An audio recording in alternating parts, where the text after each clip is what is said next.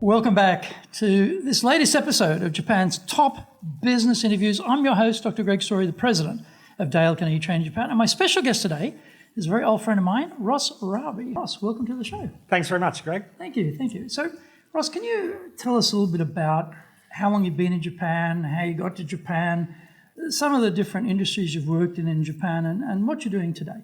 Okay. I celebrated my 40th anniversary of first arriving in Japan this year in February, actually. Congratulations. That was as a Rotary Exchange student in high school.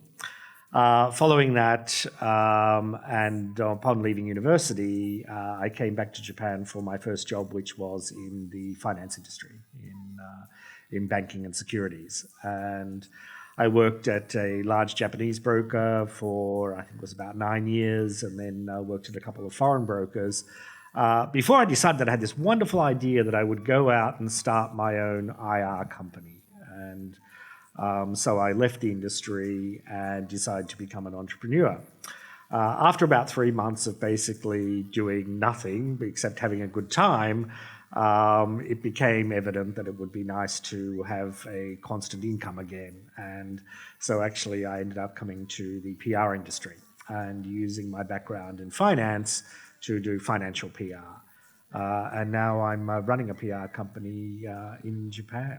You're not only running a PR company, Edelman, I believe, is the largest PR company on the planet, and so that's a major thing. It's a huge company, isn't it? Yeah, we're 6,500 people in, I think, 65 offices now around the world. The Japan office, when I took over, I think we were about 20-something people. It was about 10 years ago.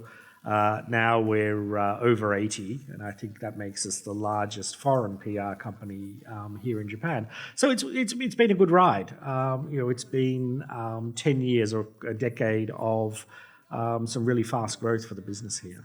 Yeah, well, fantastic. Congratulations on that. Thank you. So, when you first started leading in Japan, you may have been in the financial industry at that point. You got a first leadership position, or later when you came into the PR sector. What did strike you at that time when you first started leading Japanese, like, oh, okay, this is a bit challenging or a bit different to what I expected? Yeah, I had an interesting, I think, beginning to leadership in that when I was in my early 30s, I was put in charge of a department in the finance industry at a foreign firm that was making no money whatsoever. In fact, they were losing several $1 million a year. And the brief was, can you make this a profitable business? Which sounds normal enough. The problem was that every single person that was working for me was 10 years or more older than me. And it really, in the beginning, I really didn't understand how important that sort of age hierarchy is in Japan, and more so was in those days. We're talking 20 years ago here. How did that age hierarchy make itself apparent to you when you were put in that leadership role?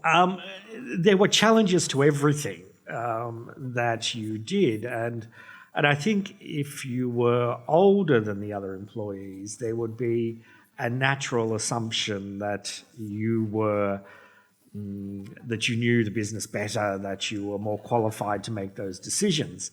Being 10 years younger than them, I think it almost offended their sense of pride that they were in some way losing some face to be working for someone younger. And at the same time, because it was a loss-making business that had to be turned into a profit-making business, some tough decisions had to be made. And so I think I went through a period of extremely high professional stress as I was learning to cope with, what sometimes was backstabbing and deliberate efforts to undermine. This is backstabbing you, and undermining you, their leader. Yes, yeah. And most of it was, driven by the fact that I was someone who was younger was coming in to upset their world. And so, and at the age of 30-something, I don't really think I had the emotional intelligence to be able to understand the degree to which that was impacting the way they saw the world. So when you say backstabbing, and this is what they're going above you to the leaders of the company, saying things about you, that type of thing? What were exactly. they doing? It wasn't. I can't think of the specifics now, but I've recovered. They were undermining decisions that I was making, saying to the leadership that this decision was a bad decision. Thankfully, I had the support of leadership, and after the first year and a half, I had turned the business into a profitable business. Congratulations! Fantastic achievement. But it was my first venture into leading a team in Japan was quite a stressful and frustrating experience. Mm-hmm. And how about your next edition? I think you change industries here. Then you're in the PR area and you're coming into a new area, even though it's financial PR, but still, how soon before you got into a leadership position in the PR sector? Yeah, I think the difference between the two industries, finance is one where it's very black and white, right? You're either making money or you're not making money, and it's very easy to have that making money or not making money as the primary determinant of performance for both yourself and the people that you're working with. In the PR industry, and particularly in any consulting industry, there's a lot more creativity and I guess engagement required with the client, and it's not as black and white.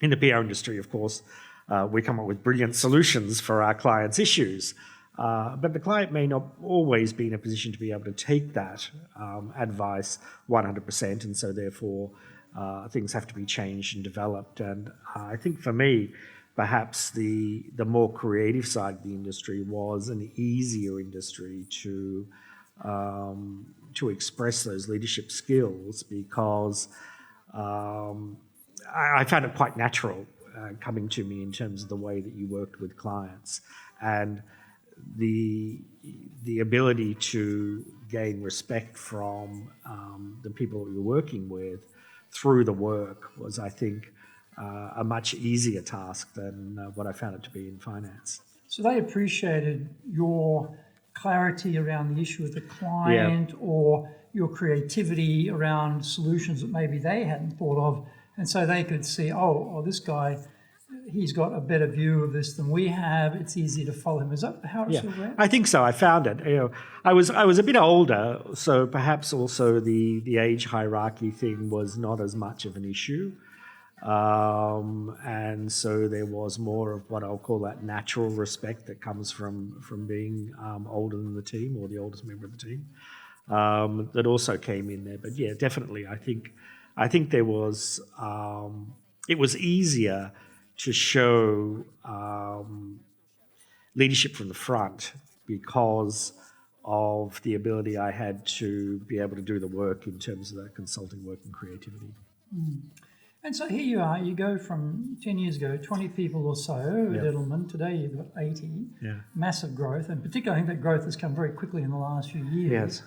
So, scaling up is always obviously a thing we want to do, but from a leadership point of view, it opens up various challenges in that scaling up process. What were some of the things you encountered?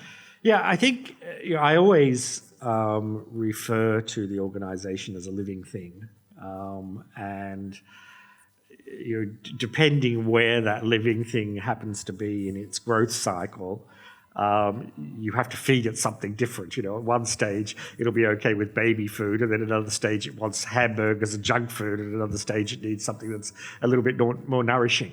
And the organisation definitely evolves, and I think the key thing is that the leader needs to be able to identify where those turning points or tipping points are, so that they don't become a bottleneck in that process.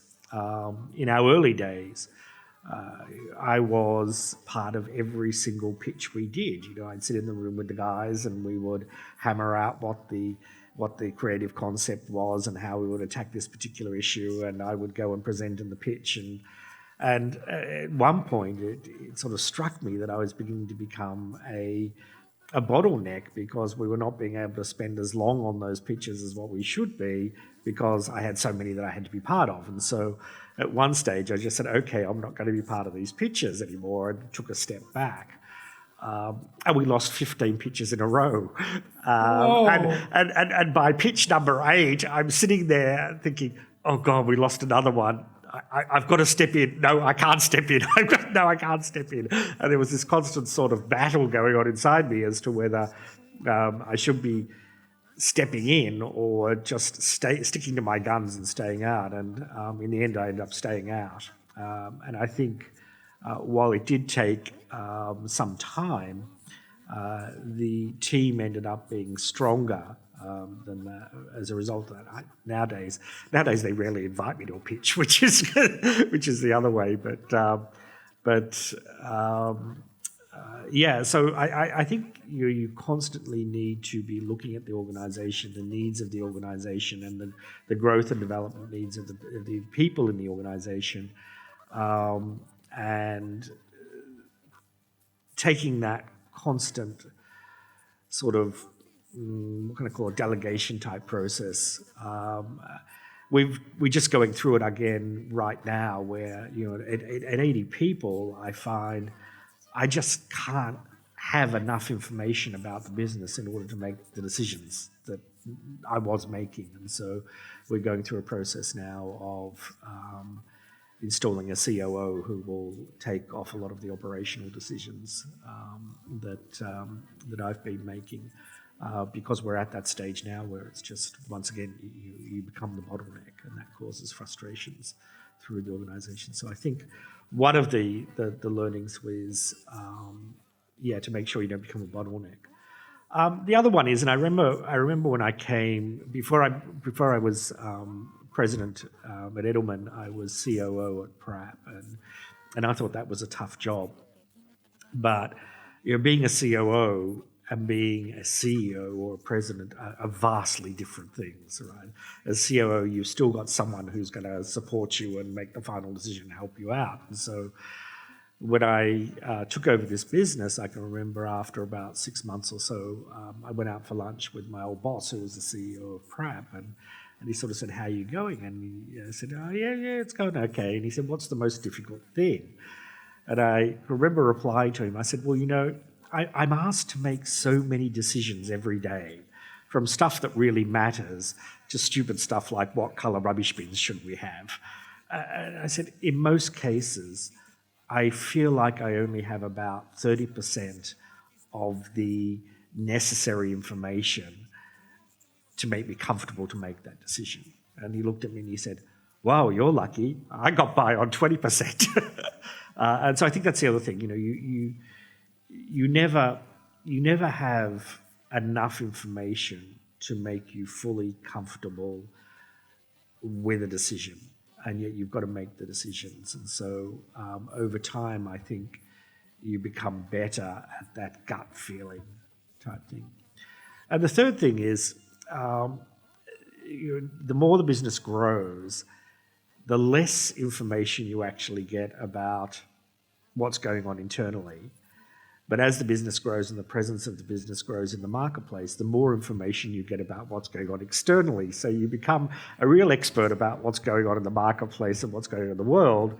But sometimes the information that you need, once again, from the organisation is not really coming up to the extent that you would really like it to. But I think that's one of those delegation triggers as well, that you need to sort of delegate the decision-making process to a level where people are receiving that information.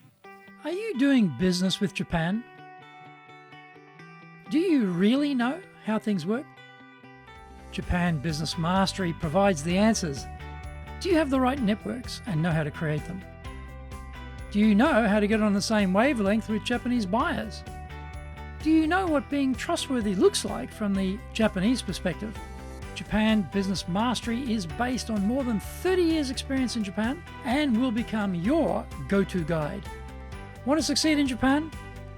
Buy Japan Business Mastery now.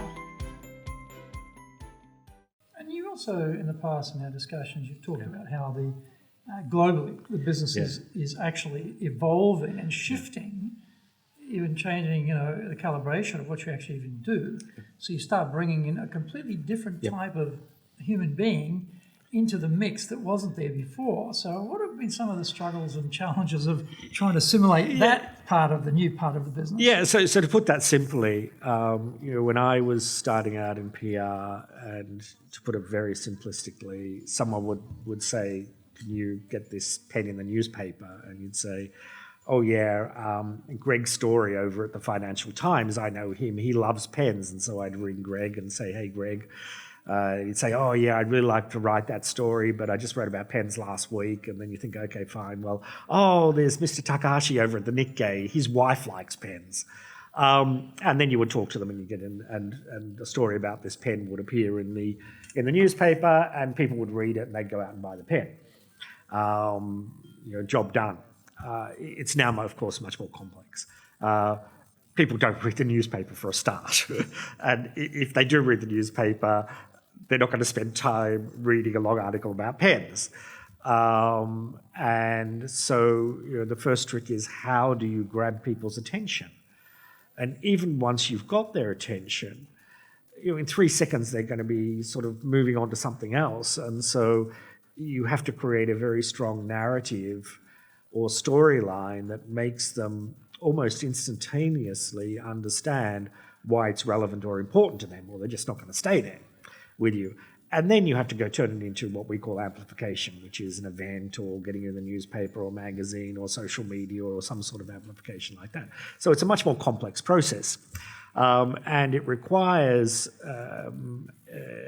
a lot more specialization in areas like planning and creative and artwork and social media and digital and things like that. So when I was young and doing this, in the shower in the morning, you'd be the creative guy, and then, coming in on the train on the way, you'd be the planner, and you'd be thinking, and by the time you got to work, you'd be the brainstormer, and you did all those jobs yourself, or in the context of the team. Now, it has to be so creative to get people's attention that, being the creative guy in the shower doesn't really cut it. You've got to have someone whose skills are in that area. And so we're hiring creatives, and we're hiring planners, and we're hiring people from different backgrounds.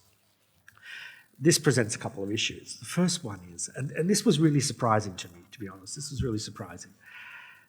Not everyone speaks the same language. Depending on which company you come from, or depending on which industry you come from, the same words can mean very different things. Give me an example of that.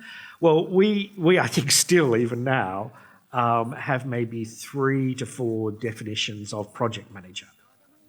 So in Edelspeak, in Edelman, a project manager is the person who is managing the finances of that particular project, making sure that all the paperwork is done, that the invoices are getting issued, that the relationship between revenue and out-of-pockets is correctly inputted into the global financial system. That's our definition of project manager.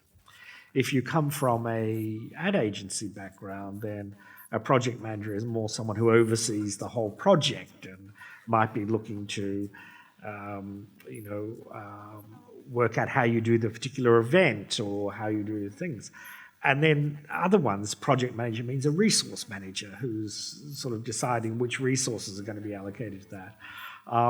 And you'd be amazed that people think that their definition is the only one that is in existence. And so you're having a conversation around a table thinking that everyone is understanding what you're saying, but in fact, there are very, very different interpretations of that. And very, very different cultures. We found, for instance, that the pace that we work at in terms of pitching for business, which is almost on a weekly basis, is perhaps much faster than some of the ad agencies, which tend to have work at a much larger scale, but only pitching for it every couple of months or so. And so over the years, we've come to understand that there are subtle differences. Like when we talk about creative, it's got to be what we call quick creative, because it's got to be something that we can pull together in 1 or 2 weeks rather than spending 3 months working on. And our creative is what we call commercial creative or attention creative, rather than just creating something beautiful or some nice catch copy. And it's got to fall back into the narrative that we talked about in order to gain people's attention. So yeah, there were a lot of differences that we needed to overcome, and it was really hard work. I can remember Richard Edelman coming to town a couple of years ago, and I was in the car with him, and I turned to him and I said, "Richard, this is really hard work. This, we called it a pivot internally." I said, "It's really hard work. It's the hardest job I've ever done." And most of it was just about how you meld those different cultures and get people to understand How do you each do other. Well, through a lot of trial and error, I made mistakes myself. And I can remember once in a meeting saying something like, "We're a PR company, come on, everyone needs to be able to have writing skills." And of course, everyone we'd hired from an ad agency where they don't teach those writing skills like in a PR company got quite upset at that. And so, I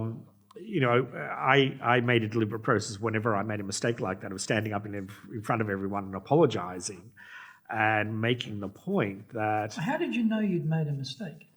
Because I had people in my office telling me I made a mistake. Instant feedback. In most cases, instant feedback. I think the process of, as the leader, standing up in front of everyone saying, what I said, to me was a natural way of looking at the world, but there's another way of looking at the world, and we're only going to do this job right and get it right if we are able to view the world from the other person's way of looking at things.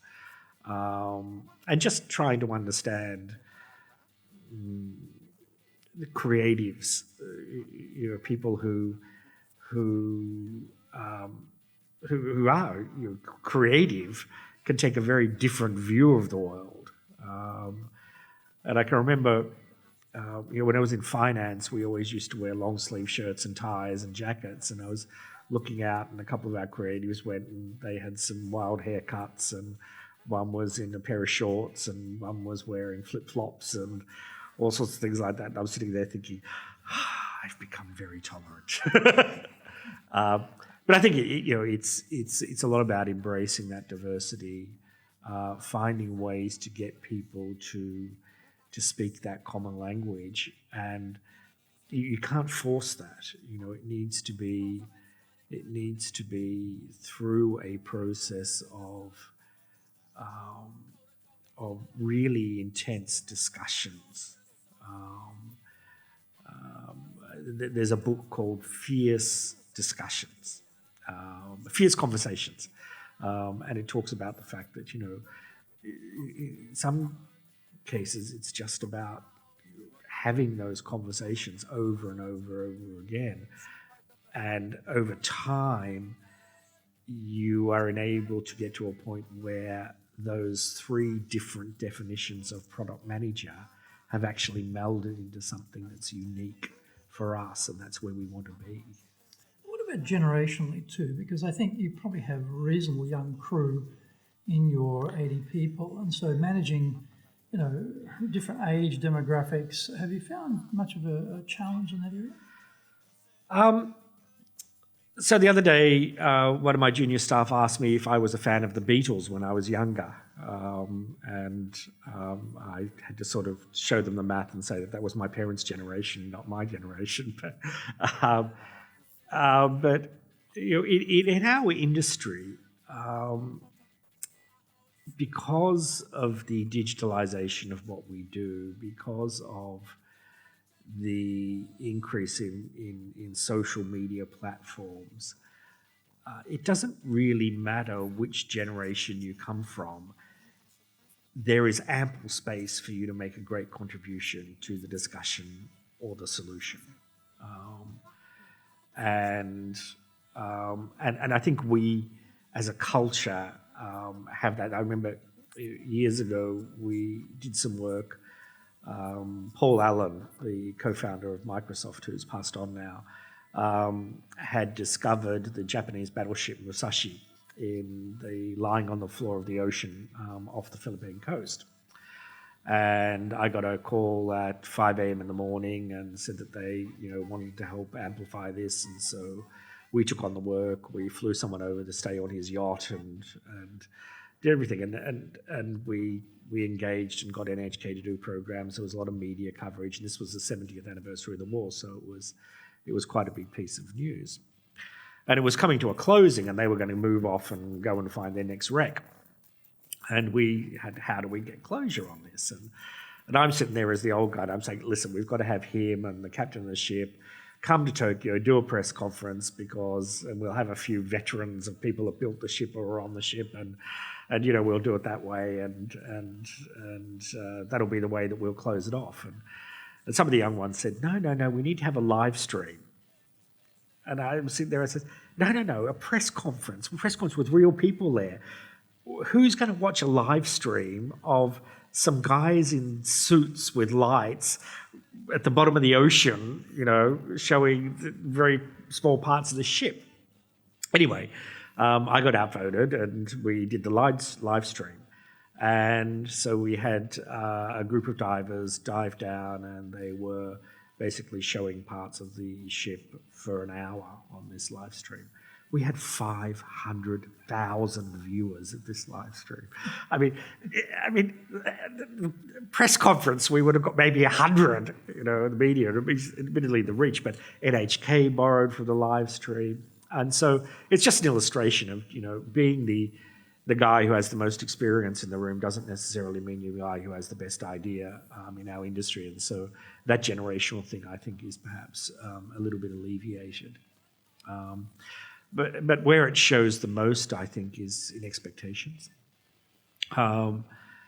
We grew up in a world where there was a very implicit social contract between the employer and the employee. Even if you change jobs, basically you trusted your boss to look after you, give you a bit of leeway to help you grow, and pay you a decent salary, and people would therefore trust the organisations they work for, and were quite happy to just go on and do the job.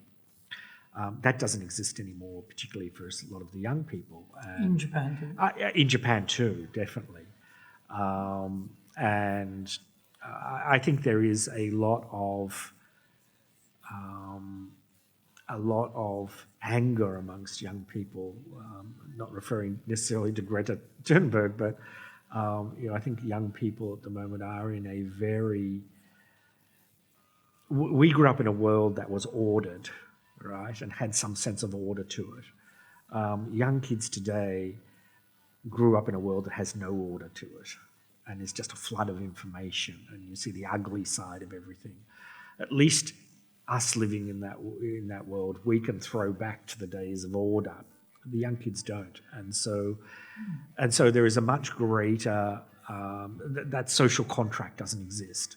That trust doesn't exist, and so. Well, you also do your own trust barometer. Yeah, exactly, and it's very evident in that as well. And I think you told me that you've seen quite a big shift in the last couple of years. Could you talk a bit about that? Yeah, and it is about people have lost trust in the institutions, and it's the result of a couple of things. It's the result of corporate and government scandals. It's the result of people being able to see the underbelly. I often use the United States under Trump as an example. When we were growing up, and you read about America was the country where anything was possible. America was the country that was in the forefront of women's rights. America was the country where anyone could do anything, and it was just this amazing place that we were all taught. And then suddenly the internet comes along, and we learn that America doesn't have equal pay for men and women. I mean, that just shocked me when I learned that a couple of years ago. I said, but this is the country that was at the forefront of women's rights. That there are real issues with racial prejudice. And you see the ugly underbelly. It's not just America, it's of any country or any issue at the moment that you didn't used to see. And so therefore, there is a natural dissipation of trust, I think. And so people have a demand, and coming back to the younger employees have a much greater need to understand everything that's going on in that organisation, why decisions are being made, how decisions are being made. They want things like remote work. They want to be part of that process. The difference between home and work doesn't exist. I mean, we would walk out of the office at 5 o'clock and people wouldn't contact you because there was no way to contact you. Now, you go home and you're still online, and so therefore the barrier between work and home splits, and so you get the same thing where they wear sports socks to work under their suits, and old guys like us look at the sports socks. And so you've seen that sort of gradual breaking down, and I think that raises a much higher expectation amongst the younger generation for information, as I said, on why decisions are being made, how they're being made, and the degree to which those individuals can be part of that decision-making process. And that's not easy for people like us, right? And how do you bridge that? What do you physically do to explain to them why we're doing this, how the decision was made? How do you communicate all that? Yeah, I'll be honest with you. I think for us it's definitely a work in progress because there's no common, what can I call, benchmark. So you're struggling to close a gap of people. I have no idea intrinsically as to how much information they want, because I grew up in a world where I didn't need that information. I was quite happy without that information. And so it needs to be a discursive process. I do regular lunches with the juniors. We don't particularly have an agenda. It's just, raise anything you want. And we've talked about a number of issues. One example was we had a discussion the other day about mental health. I made the comment that the stress levels amongst young kids these days must be much higher than when I was in my early 20s, because I'd walk out of the office at 5:30 and that was it until the next day I came in. And it came about that they do feel a much greater sense of stress just for the fact that they have to be always on. We might have a policy of not calling people, and they may not get called, but just the fact that they might get called is a source of stress. And that sometimes it just gets too much for them. And it's like they've caught a cold. It's not bad enough for them to take a full day off, but they really don't want to go to the office. But they have to go to the office because it's not really enough to take a sick day. So we took this on board and we introduced what we call wellness days. And so people can now take a wellness day, which effectively is a day just to sort of take a step back. It's like you've caught a cold, whereas in a cold there's symptoms that people can see, and it's easy to take a day off with when people are feeling psychologically burdened or mentally in a sense of stress or frustration.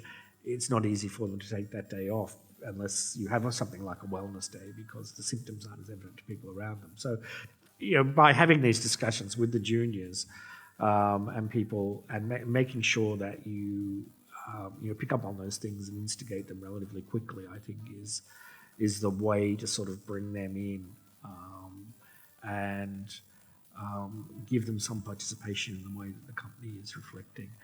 It's a battle, right? It's not a democracy either, right? It's not a democracy. We're not going to allow everyone to vote on every single issue. But at the same time, you need to be able to, and some of those things that will be brought up will be just impossible to implement from a commercial perspective.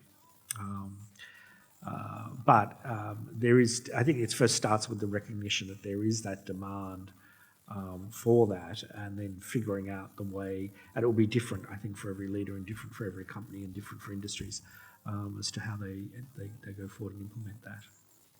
And so, the interesting thing there is that they're bringing these subjects up to you. That implies that they trust you enough to raise these issues, which I think is a good indicator of trust. Does the mere fact that they raise them? Or do you feel that you're not really getting to the depth of it, you're just getting a little bit of a superficial element there? I fear that I'm just getting a superficial element. I think there's probably a lot more out there. And we have a 3-monthly employee survey that we do. Is that a satisfaction or engagement survey? It's an engagement survey. Yeah, it's an engagement survey. And it uses AI to analyse the results, and so we sort of get areas where we can sort of address different issues. I think that's been both positive and disappointing. I mean, in the first round, we got this rousing call for remote work, and so we implemented a remote work program. And I think in the first 2 months we had 2 people take it, and it's happened in the second round as well. You've got all these people say, "Oh, we want this," and then you've got out and implemented it, and the actual uptake on it hasn't been that significant. So maybe that is saying that it's not really those big issues that are the ones that are making the difference, but those are the big issues that are being highlighted. And you need to go through a conversational or discursive process to really understand what are the issues that people are really concerned about. And so for things like Mental Health Day, are people actually taking the day? Because they're embracing it. And I think on remote work too, we've done a lot of work promoting it and saying it's okay to take it. Please do take it. So how do you promote it? We did a couple of things. The first thing was, a lot of the feedback we got was, I want to take a remote work day. It was very Japanese. I want to take a remote work day, but the atmosphere around me isn't one that I can take it. Atmosphere of the work group? Of the work group. So, this atmosphere, kuki, is something that I'm actually researching myself at the moment by reading a couple of books. But so that really took me to stand up there and say, it's there, take it. We want you to take it. And you need to go to a point where people feel comfortable that taking it is not in some way going to lead their colleagues to think that they are copping out or getting extra holidays or something like that. And slackers. And it was part of it was also, I think, having a framework which clearly pointed out that this is not a day off, right? This is remote work, so you need to answer within 30 minutes if someone sends you a text message over the internal, we use Microsoft Teams system, that people need to be available on the phone, that they need to be going to meetings and things like that. So I think that was one part of it. I think people are a little bit more comfortable with that now, that it's not a holiday, that people recognise that you are working. And it was just a continual process of repeating those rules, making sure that there was a way for people to go and ask HR. We have a program of highlighting we use Workplace at Work, of highlighting different people and how they use it. So, for instance, we've got one guy who has a commute of 1.5 hours. So he's waking up at the same time because he doesn't have to commute. He starts his work 1.5 hours early. And that means that he finishes 1.5 hours early, and he's got time to play with his kids when they come home from school. So, a great way to use remote work. And through that process, we've had some posters put up. We've got our creatives to work on some posters and things like that. So it actually took a lot of work to get people to adopt something that they all asked for. Which, And do you then see a trend of the engagement scores improving as a result of this? it's early days yet. Or is it just moving Yeah, feast here? it's just moving. It's something else. And the interesting thing is, Japan and Korea always seem to be the lowest on these scores globally, yet we also have the lowest turnover rates.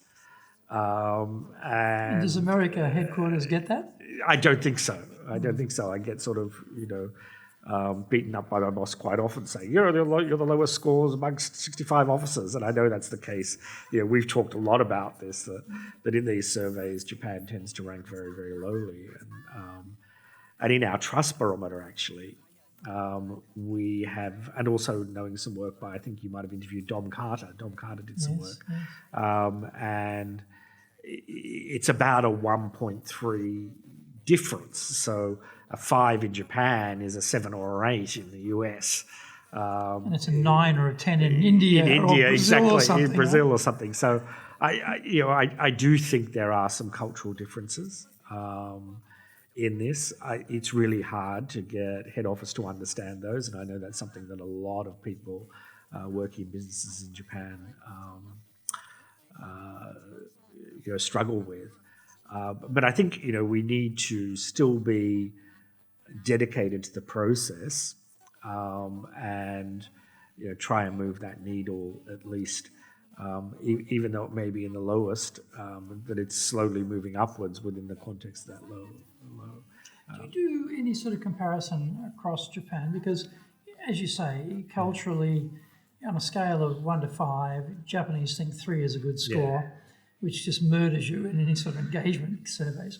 But if you compared, say, Edelman's results with other industries in Japan, relative comparison there, do you ever do that?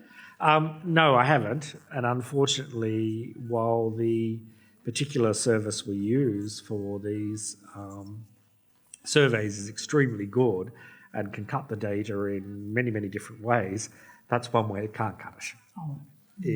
It compares us with other industries globally, but it can't compare us with other industries just based in Japan. Oh, what a shame. Which I think would be, a saviour for many people, because you hear so often that Japan is the lowest or the second lowest or the third lowest in the global employee satisfaction score, and yet it usually has the lowest turnover too.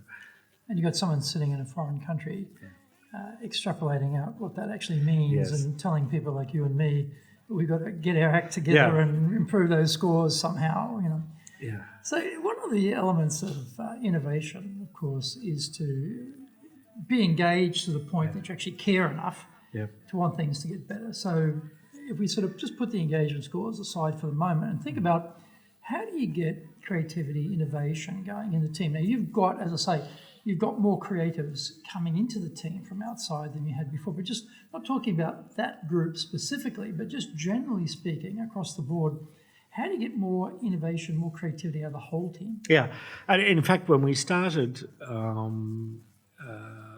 bringing creatives into the business, there was, for some time, a perception that everything creative went to the creatives. And it wasn't my job anymore. Where what we actually want to happen is the opposite, that people understand that creative is not just about creativity in the work. It's not about having a beautiful poster or a great catchphrase or a really creative idea for how we might be able to get this pen put in the news, in social media.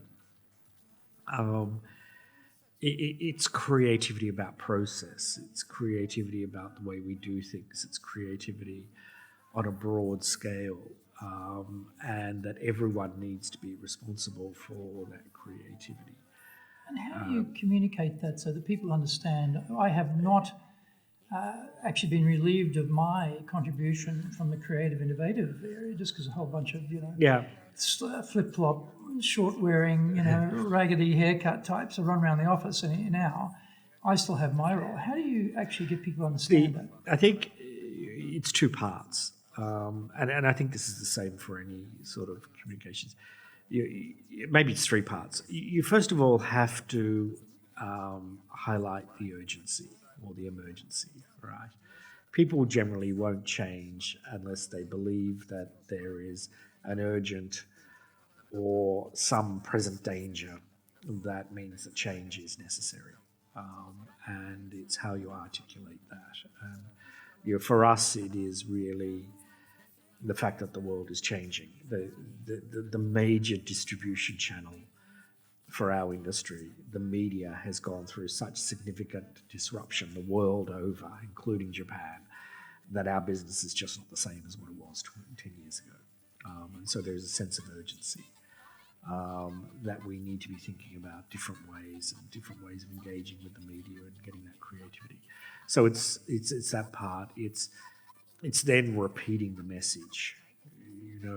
Our own trust barometer tells us that in Japan, the average person, adult, has to hear the same message 8 times through different medium and platforms in order for it to sort of drop, the penny to drop.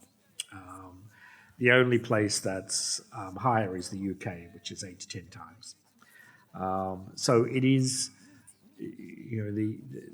the Japanese are quite an unbelieving nation when it comes. They're very cynical, okay, and skeptical and cynical, and so you need to be repeating that message over and over again. And the third one is, I think, highlighting success when it happens, and it's a long process. And there's a flip side to that too. When we ask people to step out of their comfort zone, put their head above the parapet, raise their hand, take some responsibility, add some creativity, sponsor a project or whatever, and then it doesn't quite work out, or there are mistakes, and you start belting people for the mistakes, then the creativity process just basically drops. Killed right there. It's killed right there. So how do you balance out that thing of Japan, which is a no-mistake zone, with the messy process of innovation and creativity to encourage people to take a risk? I think it's just deciding, not... Everyone says, have a culture in which it's okay to make mistakes. I'm not quite sure that really defines it in the most commercial way that a lot of CEOs would want it. I think Richard Edelman, once said, "We're okay with little mistakes. Okay, we're okay with little risks. We don't want to ruin the business by making a big mistake or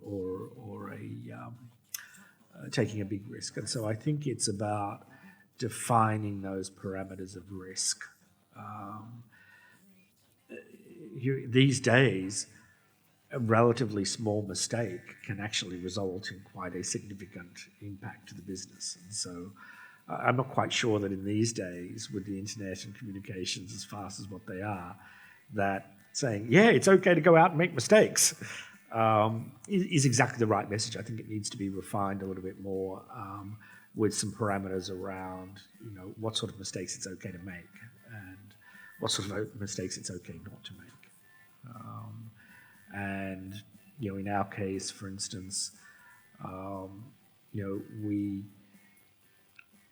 we certainly want to be able to be creative in the way that we're looking at finding solutions to the client's issue, but we certainly don't want to expose their reputation to any significant negativity. We want to make sure that what we do is compliant in both a legal and a comfort sense. So, there are some mistakes we just don't want people to make. And we talked about the trust barometer, and we talked about trust in general terms before, but as a leader, how do you personally gain the trust of the team? I think that has become so much more complex over the past 3 to 4 years. And I think personally I'm still sort of struggling with how to do that because I think there is just now so much more diversity in what people want from you as a leader. And I often say that, it's so much easier to be a leader where there's no diversity. The military must be a wonderful place to be a leader. You learn things that you just apply them. I think you need to. If you think you can be a leader that keeps everyone happy, you're never going to be a good leader. I think you need to make sure that there is consistency, and that is hard because while you may think it's consistent in your own mind, you've got so many different views of that at the moment that making sure that everyone understands that there is consistency in what's happening is also important. And I think it's also trying to understand the demand or the extent of the demands for those things we talked about for some of the younger generation, like the need to participate in decision making, the need for greater transparency on why things happen, while at the same time still trying to run a profitable business going forward. It's not easy for me. I think it is always, as I said, the organisation is a living thing, and I think leadership has to constantly evolve with that, and it's a constant journey. And I think you're always, as a leader, challenged by which is the right path to be going down next, and perhaps the key is just constantly having that realisation and being able to go down one path, realise, oops, that's a mistake, and come back and be able to go down another path rather quickly. I think it's a combination of both the creative communication skills, in other words, by showing people, and the perhaps written or spoken communication skills, and most people are not very good and not good at both. They're either good at the show and tell, or they're better at better at the show than the tell, or the other way around. So I think it's also understanding what your weaknesses are and having the courage to be able to address those in an ever-changing world. Because at times you just think, God, it wasn't like that when I was young. I mean, seriously? But it is the pace of change is so fast, and the way it is impacting things like people's expectations on transparency, trust, and things like that. Even in the last 2 years have changed significantly. And so just keeping up with it all can be a challenge. If you want to be successful as a leader, do the Leadership Training for Managers course. All companies need people who can both manage and lead. Leading people screams out for real skills in communication, dealing with all different types of people, being excellent at innovation, planning, delegation, handling mistakes, doing performance reviews really well, and inspiring and motivating the team. Do the Leadership Training for Managers course now in either Japanese or English. So I'll ask you a number of questions so far about leadership. Yeah. Are there any questions I should have asked about leadership which we haven't covered? I think leadership is also it's a constant learning process, and I think it's like when you graduate from university and you think, I won't have to study for any. It's not that. I think you need to be constantly on top of what's going on in the world, and the way I do it is I tend to decide on a particular theme that I want to make as my research theme for a month, and I'll read 3 or 4 different books, or talk to people about that thing. So my one for February is this Japanese concept of kuki. What does that mean? and how does it fit into the Japanese psyche. So, I've got 3 or 4 books that I'll read on that. Which I find interesting because this is like your 40th anniversary Yeah. of Japan, and Yeah. here you are, Yeah. by any stretch, legitimate expert on Japan. You've been living here 30, continuously, how many years altogether now? 30? Yeah, 37. 37, yeah. right?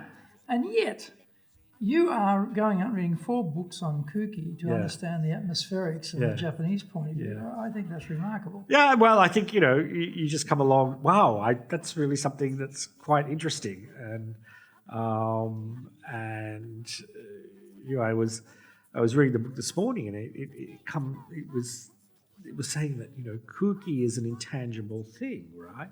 And yet you will see Japanese, それをやれる空気じゃなかった so they're actually, their decision-making process is being influenced by something that is just so intangible and not logical. And yet they feel, quite sort of constricted by that in the freedom they have to make decisions. Yeah. And it's a really interesting concept in that sense.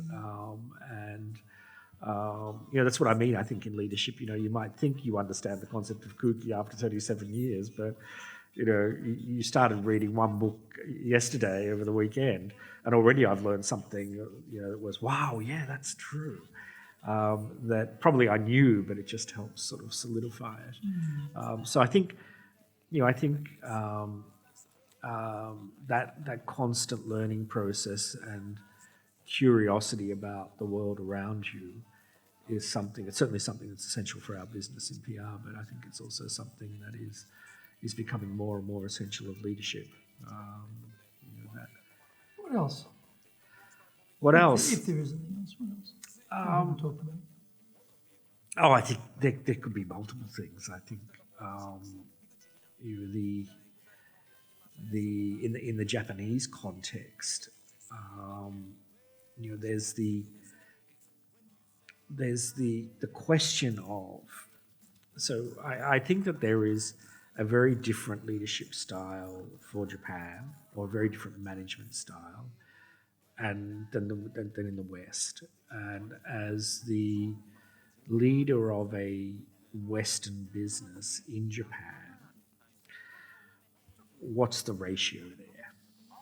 Okay, so there's this concept in Japan, or what the West calls Japan's consensus-based decision-making process, and that sounds very easy to understand, but in fact it's quite complex because if a Westerner comes out of a meeting with a group of Westerners and you say, how did the meeting go? And they say, oh, it went really well. I was really able to bring them over. It's that process of bringing them over to a certain way of thinking. So everyone around the table comes to a consensus that of the 5 options they had on the table, that option 3 is the best one, and everyone agrees with that, and here we move forward. That's not consensus in a Japanese sense, right? Consensus in a Japanese sense is that a little bit of everyone's idea is taken and included in the final solution, so that everyone feels that they've been part of the final solution. And that's very different from consensus. And so when Japanese come out of a meeting and you say, was it a successful meeting, they say something like, "Hai, matomarimashita." Right? Matomarimashita means that you were able to bring it all together into one. And so they're two different views of what consensus is. Now, that's fine. Okay, so, but the Japanese one maintains that everyone has to have a say, and everyone has to have an opinion, and everyone's opinion has to be reflected. And that slows things down incredibly. So as a manager in a Western firm in Japan, do you really want to adopt that way of thinking, or do you centralize decision-making in a more Western way because it's more speedy? In our case, in the early days, we centralized it, and I just said, I'm not going to take any of that rubbish because that just slows down things so much. But you need to understand it, right?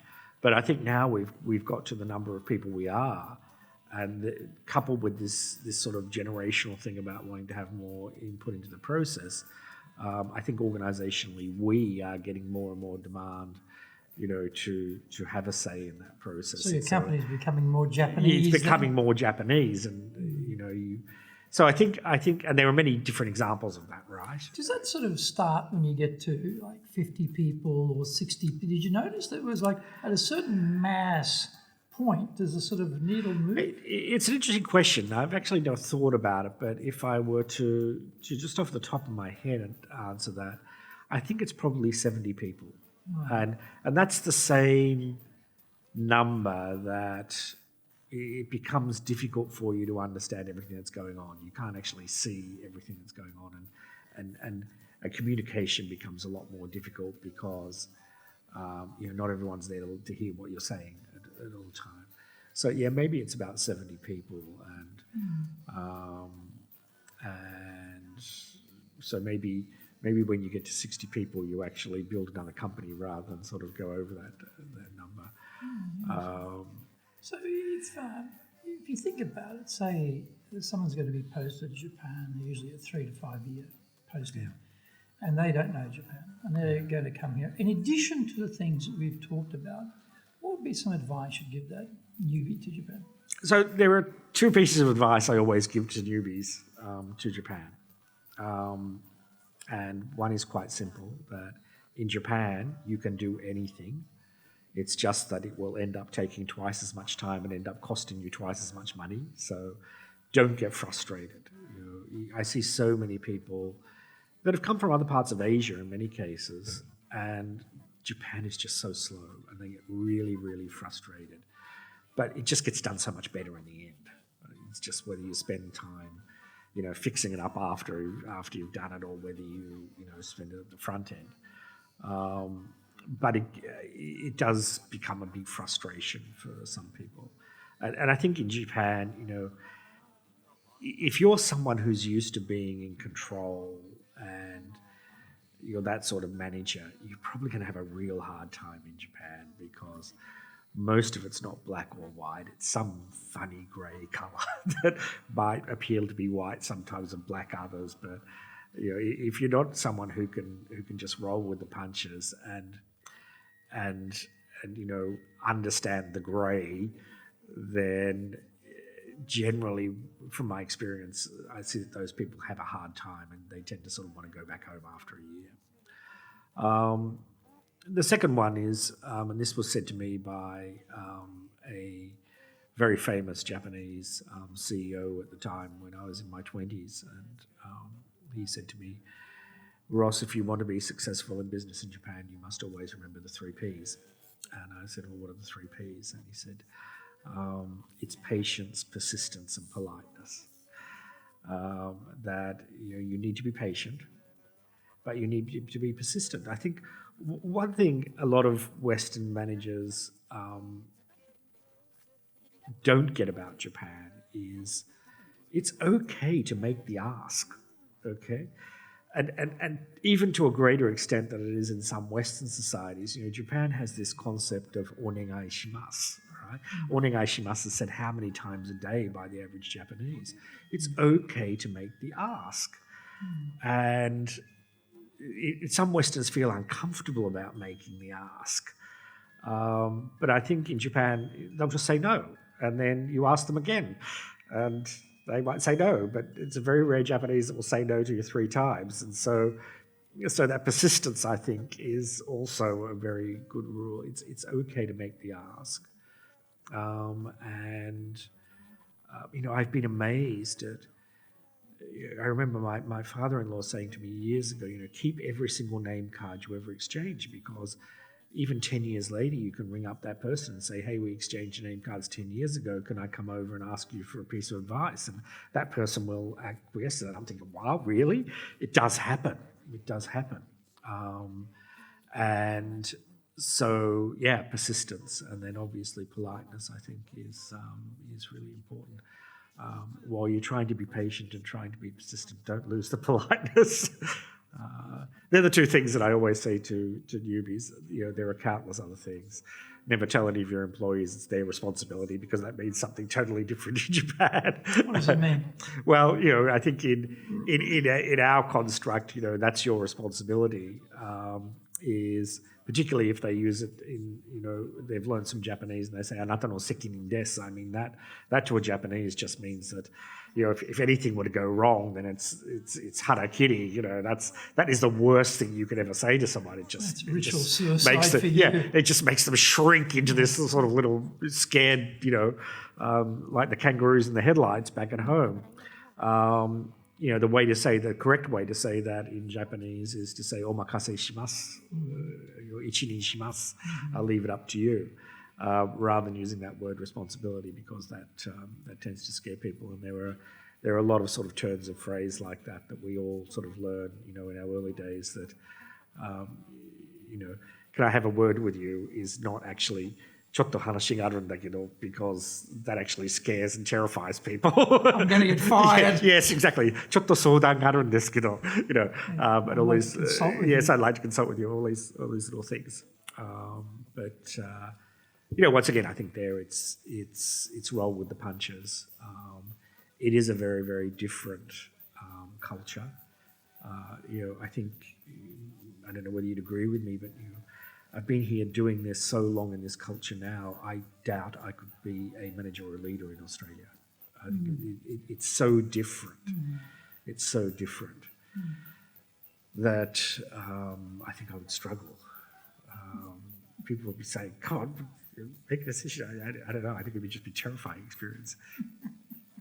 Well, hopefully you won't have to have that problem. Yes, hopefully. But thank you very much. Thanks very much, Ross. Greg. That was a great talk. Thanks. Well, what a great exploration of the really inner workings of Japan today. And I'd like to really thank Ross Rowbury. And we look forward to you joining us on our next edition of Japan's Top Business Interviews.